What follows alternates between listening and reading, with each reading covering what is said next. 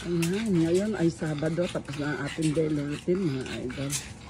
Hindi ko talaga kaya isang-sit sa gawin doon. Unang-una, mainit. Sakit na ng balakang ko. Pero yan naman, ano natin yung konti. Nalinis na rin itong ng ating mga alaga. Ayan, ito. Naubos na nila pagkain nila, so mamaya naman ang kain nila.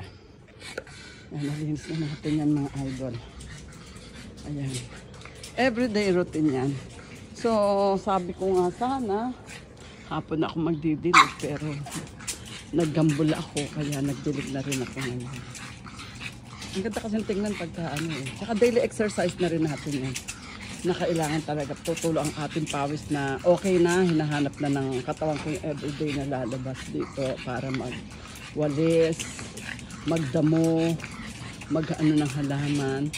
Pero worth it naman yung aking pagod. Ang pinaka-advantage nun, bumababa ang aking timbang, pati ang aking cholesterol. Sobra akong nagpapawis. At saka yung mga tanim natin, nakita nyo naman, ang daming bunga. Ayan, ilang araw-araw na tayo nag-harvest dahil pinamimigay natin. Yung mga eggplant natin, ang dami pa. Mamaya pag umuwi sigara, pakukuha ko yung iba. Madami tayong eggplant, pantorta.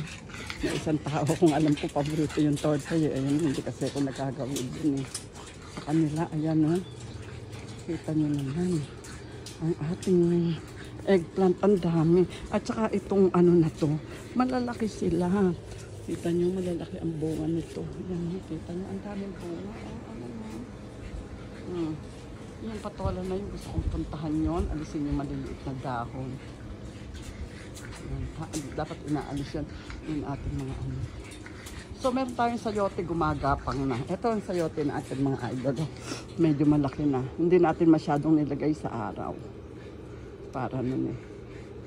Yan sayote yan mga idol. Sinikap ko makapagpatubo ng sayote. Ayan po. Sige mga idol. Ito may ating sili. Ang daming bunga. Ito na bansot kasi nga ang ating mangga. Kita niyo mangga hati, pakikita ko sa inyo yung bunga ng ating mangga. Kadami.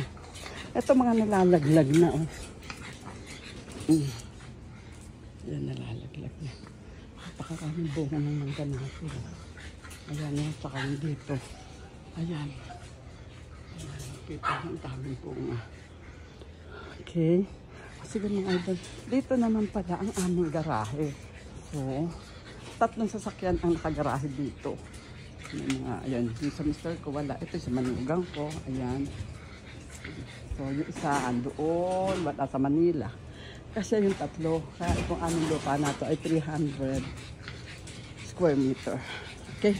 Bye-bye na mga lods. Ayan. Okay. Bye.